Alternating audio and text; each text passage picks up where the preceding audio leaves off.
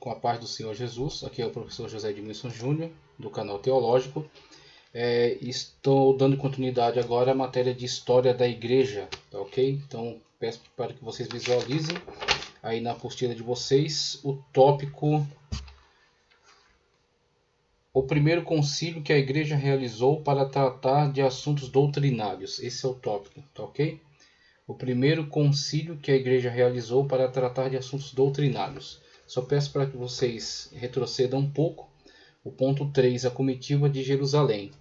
Então, se vocês analisarem o texto que está aí na apostila, tratando acerca dessa comitiva de Jerusalém, é como que uma representação de como deve ter ficado o clima, tá certo? O ambiente causado por essas primeiras intrigas surgidas no arraial do cristianismo, que levaram à necessidade então do primeiro concílio. Então ele faz uma descrição aqui, um tanto romantizada, vamos colocar assim, porque ele precisa preencher essas lacunas, né? Então ele está criando um quadro aqui, então colocando como que uma animosidade, o que de fato ele tem base bíblica para isso, tá? E não está simplesmente inventando aqui. Então ele tem base bíblica para isso. Ele cita aqui Atos dos Apóstolos, tá ok? Alguns textos aqui de Atos, como capítulo 15, versículo 1, também o 15:2. Então ele cita aqui alguns textos que sustentam este quadro da situação pintado aqui.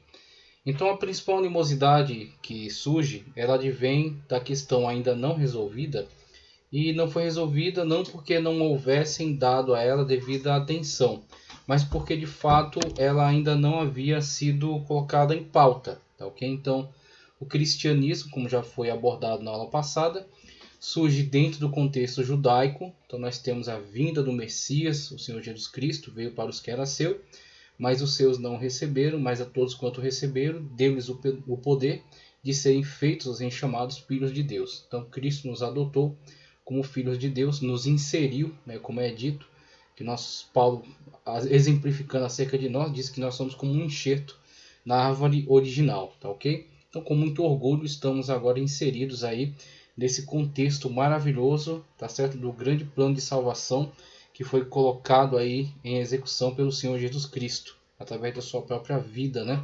Da sua vinda em carne. Então, diante disso, nós temos os primeiros ouvintes do nosso Senhor Jesus Cristo ali dentro da nação judaica. Então, estes que se converteram tiveram uma certa dificuldade no primeiro momento para compreender a natureza da salvação, a natureza do seu chamado, e principalmente, né, a característica universal da sua obrigação, ok? Da sua ordenança. Ide por todo mundo, pregar o evangelho a toda criatura. Então, num primeiro momento, eles ouviram, não compreenderam plenamente, e quando foram então revestidos de poder, capacitados para dar início a esse processo, surgiram os embates, tá certo? Então nós temos aí alguns dentre esses apóstolos que de fato estão inclinados a obedecer a Cristo, né? Dentre aqueles discípulos de modo geral, aliás, tá?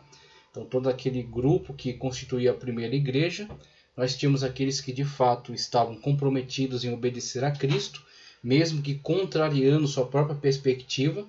Então nós teremos aí uma crise na qual Pedro vai ter que entender que o evangelho não é para o contexto judaico apenas.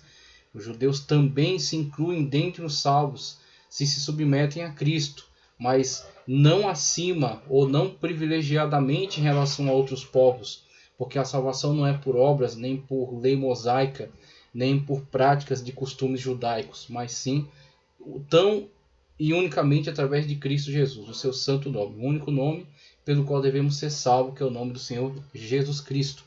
Então nós temos essa nova realidade com a qual os apóstolos vão ter que quebrar esse tabu, tá certo? Vão ter que mudar esse paradigma. E aí surgirão então os primeiros conflitos. Então os apóstolos vão ter agora que compreender que a missão de salvação em Cristo Jesus é suficiente na pessoa bendita de Cristo e é para todos. Então aqueles que estão submetidos a Cristo, em obediência a Ele, mesmo com as dificuldades que terão, poderão então ser capacitados pelo Senhor Jesus Cristo a compreender, a entender e a vencer essas barreiras. Mas existia um grupo, dentre eles, muitos oriundos aí do farisaísmo, e principalmente depois da queda do templo, nós vamos ter alguns grupos que vão manifestar uma grande hostilidade para com os cristãos, e outros que na verdade vão tentar se integrar aos cristãos, tá ok? Inclusive dessa iniciativa, depois vai surgir uma seita chamada ebionistas, que serão judeus que creem em Cristo como um Messias, mas não como a Sagrada Escritura o revela, não como Deus, mas sim como um homem especial, tá certo? No mesmo patamar aí de Maomé, por exemplo, né? Então tem essa seita aí dos ebionistas, que é como que um resultado, né, dessa tentativa de alguns judeus de adentrarem aí ao arraial do cristianismo. Mas nós teremos então os apóstolos que terão dificuldades, mas se submeterão a Cristo e darão início a esse grande trabalho, né, de evangelismo aí do mundo, ok? Também muito incentivados por aquele que o Senhor Jesus Cristo vai especialmente levantar para isso, que é o apóstolo Paulo. Tratamos dele também acerca dele na lição passada, e a grande obra que já realizou, tá certo, pelo cristianismo. Então ele vai ser como que um gatilho, né? Cristo levantou especialmente para esta obra e para confrontar também aquele colégio apostólico que estava limitado ali dentro do contexto judaico apenas, né? Então nós temos aí a pessoa de Paulo, de Barnabé, de Silas, que vão ser grandes referenciais desse chamado concílio de Jerusalém. Na verdade, Paulo e Barnabé, né? Paulo e Barnabé que são desse contexto aqui. Mas nós temos então, através dessa ilustração, a tentativa de trazer uma compreensão do peso, né, que teve esse concílio. Então nós temos os apóstolos que estão nesse conflito, nós temos muitos oriundos do farisaísmo, escribas, judeus de modo geral, que não compreendem essa nova situação, essa nova realidade, essa nova aliança da pessoa bendita de Cristo Jesus, e não se submetem, e com isso começam a causar problemas dentro da igreja, inclusive tomar determinadas posições como se fossem lideranças, e tentar interferir no entendimento soteriológico da igreja da época, acerca de como os cristãos são salvos, como as pessoas são salvas na pessoa bendita de Cristo Jesus. Então, enquanto Paulo está dizendo que é somente pela graça, somente pela fé na pessoa bendita de Cristo Jesus, aquele que confessar o nome do Senhor será salvo, eles estão remendando a mensagem, como eles fizeram na Galácia, inclusive alvo aí de carta enérgica do apóstolo Paulo, chamando os gálatas de insensatos, e alguns tradutores dizem que, na verdade, os chamou de trouxa, né, porque tendo começado pela graça, estão se deixando amarrar aí por esses conceitos legalistas. Então temos aí Paulo tratando com severidade, né, esta tentativa aí desses grupos de judaizar a igreja, tá ok? Então temos um conflito aí muito grande, né, entre este que é um grande exponencial do evangelismo para os gentios e este grupo que quer manter a igreja, né, atrelada a essas práticas mosaicas e esses costumes instituídos pelas escolas, pelos comentaristas dentro do judaísmo, tá ok?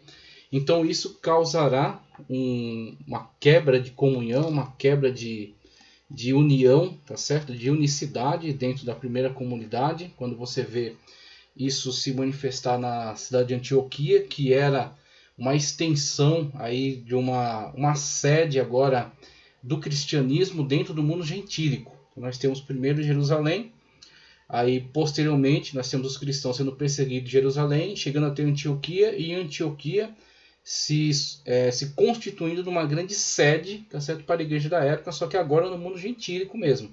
E esses judeus tentando participar daquele contexto, mas tentando impor a sua soteriologia, a sua forma de ver as coisas, né? Tentando atrelar alguns meios de salvação juntamente com Cristo, ou seja, não somente Cristo, mas também essas práticas, quando há o conflito que ele descreve aqui. E aí nós partimos para o concílio de Jerusalém. Então o concílio de Jerusalém é fundamental, porque a igreja de princípio correu grave risco de rachar, correu grave risco de se fragmentar, se dividir já de início entre um cristianismo puramente gentílico, tá certo? Que poderia até se divorciar totalmente do entendimento do Antigo Testamento, que seria muito grave, algo que pode ser exemplificado pela iniciativa de Marcion.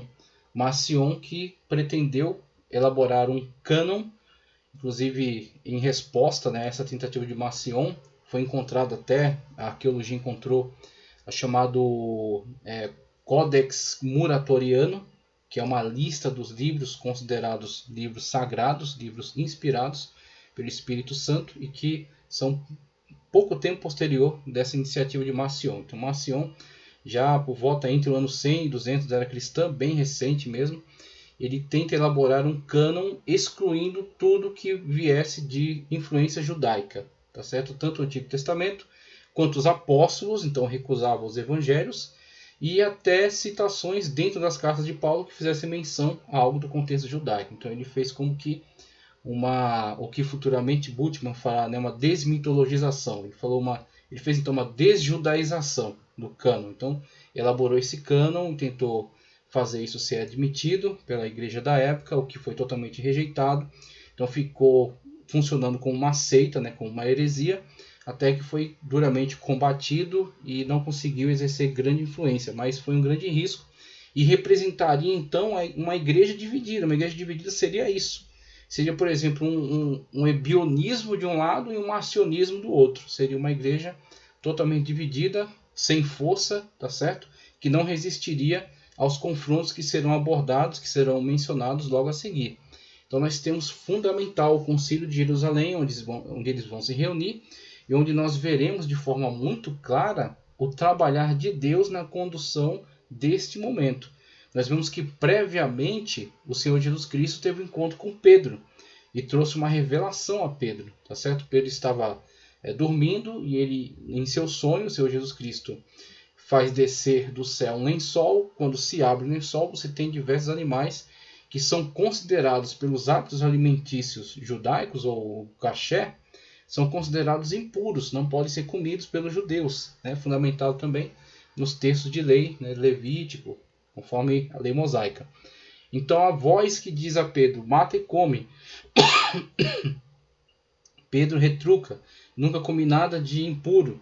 E a voz, né, a réplica, não torneis impuro aquilo que eu purifiquei. Então a partir desse posicionamento, dessa confrontação de Pedro, ele vai compreender finalmente de que o evangelho é para os gentios. Ou seja, aquilo que na nossa visão, na visão judaica, era impuro, não poderia participar junto conosco, não poderia ter comunhão junto conosco, está completamente modificado a partir do novo conceito no qual em Cristo é que nós somos purificados, no seu sangue. O sangue de Cristo nos purifica de todo pecado e ele nos reúne, nos torna filhos de Deus por meio do seu nome, por meio da aceitação do seu sacrifício. Então todos, tanto gregos como judeus, como citas, bárbaros, servo, livre, homem, mulher, todos em Cristo constituem uma só família, tá certo, de filhos de Deus. Então nós temos aí essa nova realidade para a qual Pedro foi apresentado. Ele ainda vai, durante algum tempo, ter algumas dificuldades, porque tem a questão desses importantes grupos de judeus que estão dentro da igreja e que têm dificuldade de compreensão, né, dessa nova situação, dessa nova aliança. Então Pedro vai tentar conviver em dois mundos. Enquanto ele está com os judeus, ele se comporta de um jeito. Enquanto ele está somente com os gentios, ele se comporta de um jeito mais liberal, comendo junto com eles, tendo comunhão. Mas quando chega uma comitiva de judeus, ele se aparta dos gentios. A isto Paulo, como ele mesmo diz, resiste a Pedro na cara, né? Então Paulo, de forma muito aberta, creio eu de forma também respeitosa, enérgica, mas respeitosa, porque Paulo continua considerando Pedro uma coluna da igreja, ok? Com cartas dele, deixa isso claro. Pedro também continua considerando Paulo um grande homem de Deus. Cartas de Pedro também deixam isso claro, falando acerca dos escritos de Paulo como outras escrituras, ou seja, no mesmo patamar do Antigo Testamento, temos aí o texto de Paulo. Então não afeta essa comunhão, mas foi uma quebra de paradigma. Foi uma confrontação de fato, quando Paulo resiste a ele, né, acerca dessas atitudes, que isso não convém, que isso não está de acordo, né, com aqueles que são pertencentes a esta fé em Cristo Jesus. Tá, okay? Então nós temos aí Pedro passando por essas situações, né, tendo esse contato com a revelação de Cristo, tendo contato com esses conflitos em relação a Paulo, em relação aos judeus, aos gentios, e o Concílio de Jerusalém. Então você tem a comitiva que sobe de Antioquia,